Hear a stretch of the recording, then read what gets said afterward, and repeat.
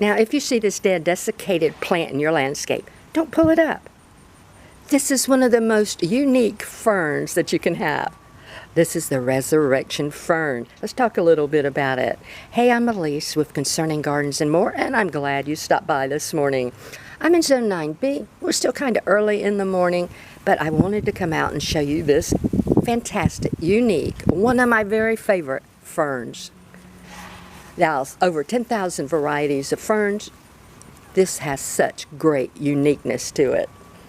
This is Resurrection Fern, Pleopeltis emissionia, also known as gray polypody and scaly polypody. Say that 5 times fast. Okay, let's talk about the fern just a little bit. It really is my favorite fern out of the over 10,000 varieties of ferns because it is so unique. And one of the features of this fern is the ability to basically die back, to desiccate. And then it resurrects.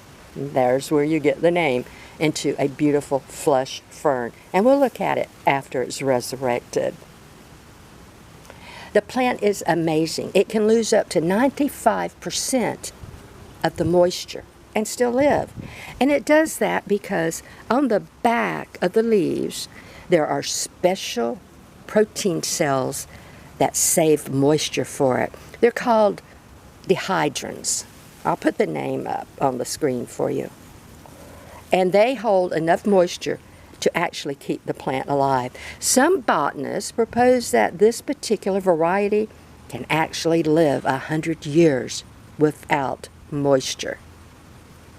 That just boggles my mind. It is a true fern.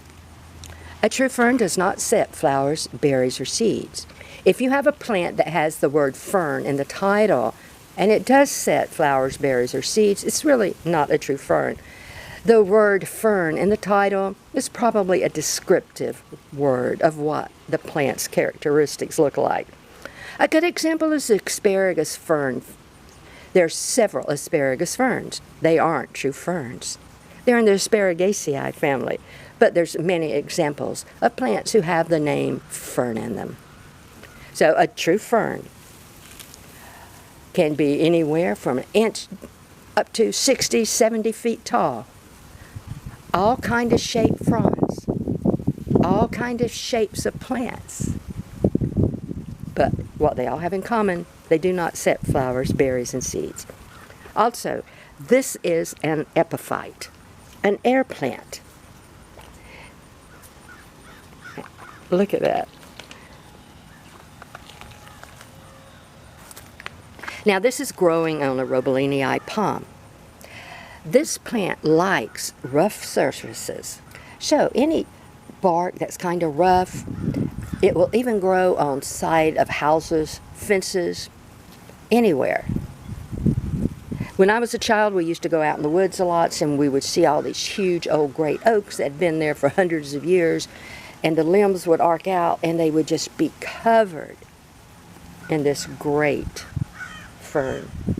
Epiphyte, true fern. It is not a parasite, it's not a hemiparasite, it doesn't even really have a symbiotic relationship with whatever it's growing on. It simply uses that structure as support. It gets all of its nutrients, all of its moisture from the air. In Greek, the genus name means little feet or many feet, and this is why. The rhizomes from this little plant comes down and makes a mat, and the rhizomes are exposed. You have a little stem and a little mat. See if we see this one a little better. See, all that matted material has rhizomes in it. Kind of neat.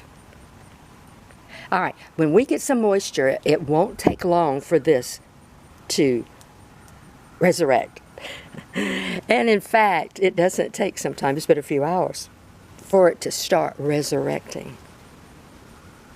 And it's just as fast to go ahead and desiccate again. But still, a beautiful, unique fern. Just wait till you see it all fleshed out. Okay, propagation. True ferns propagate basically from some type of vegetative division. You remove a pup, like on staghorn ferns.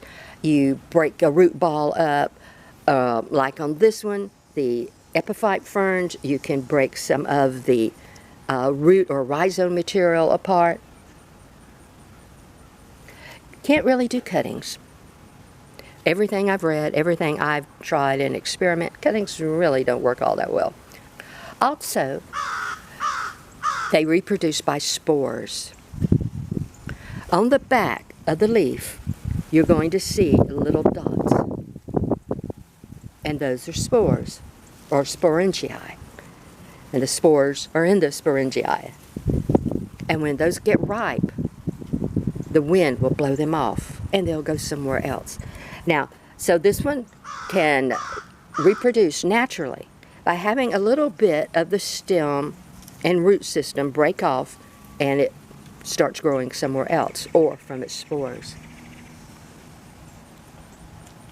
For us to propagate it, the easiest way is to remove some of the rhizomes. Now, I have found with working with this, if you'll wait until the fern resurrects and is flush, all these little stems are going to swell up a little bit. All those little rhizomes are going to swell up a little bit, and you can get it off much, much easier. And that's what I did with this one. And then I just brought it over here and hooked it on one of the little protrusions on the palm. Let me see if I can get it up, if it's rooted down some. And they do have like little false roots, but the roots don't go in. The roots just kind of hang on. The best way for us to propagate, unless you have lots of time and lots of patience, because that is what is required from growing from the spores, especially a plant like this, is to remove a little bit of the fern. Now, they don't do well in pots. I've tried several different ways. They really don't do well in water. I've tried that several different ways. For this fern, it just really needs to be out in nature, my personal opinion. I'm sure that there are folks who have figured out a way to keep this fern beautiful. All right, so you can take a section off, hook it onto another tree, any type of support. You can put it on a piece of log, and that's what I've done here. I just cut off a piece of log, and you can see there's space underneath here, so I'm not hurting the trunk of the palm. Little monofilament line to hold it on. And now, this is actually already beginning to adhere. We'll look at it again, and you can see it better when it's fleshed out. So when this grows up, as far as I want it to grow on here, I can just cut the monofilament lines. I'll cut the stems at the base. I have a whole new plant. I can take this, I can put it in with another tree, put it in the trunk, anything like that. This one gets morning shade, afternoon sun. So it will take some direct sun, prefers bright indirect light. The hot sun is just going to make it desiccate faster. Isn't that neat? Does absolutely no harm to your host plant. Isn't that neat? Now, as far as I found in my research, it is not edible, and this particular fern has no medicinal properties. Please do your own research. Wonderful, ornamental, unique fern. Does best just to leave it out in nature. All right, we'll come back when this fleshes out. We had a nice rain last night, and see the difference. Now the little fern is just fleshed all out, these beautiful fronds. They aren't a really delicate frond, they're almost on the leathery side, but how pretty. Isn't that nice? So can't you see a great big limb swaying down, just covered in these?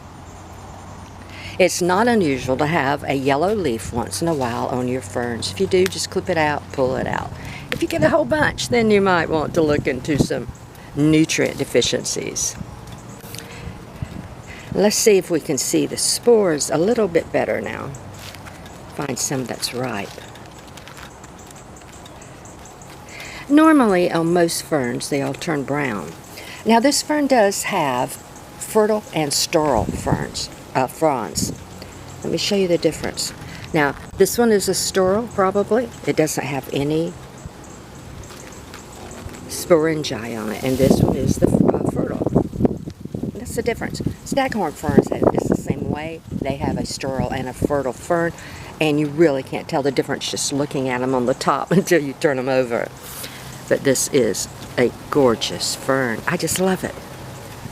Now that it has absorbed some water, you can see all the stems a little bit better. And this is the time, for me anyway, that I like to come in and take some of them off because they will pull off better. And you'll get this matted material, which is part roots, part rhizomes, part dust, and you pull it off with that matted material in it. Now I'm not going to pull this one off because I don't need another piece to propagate right now, but I just wanted to show you just a little bit better. But this is what you would take off and you would start your other fern with. And I don't know if the camera will pick this up, but look at that little bitty one.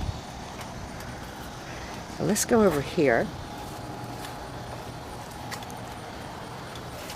This is the little trunk that I had put down to start one coming up on. And now that it's flushed out, you can see it is actually starting to crawl up it. Nice, huh? This one's flushed out. And here you can really see the spores underneath. Again, you can propagate this by spores, but it just takes a little time, a little patience. Fantastic.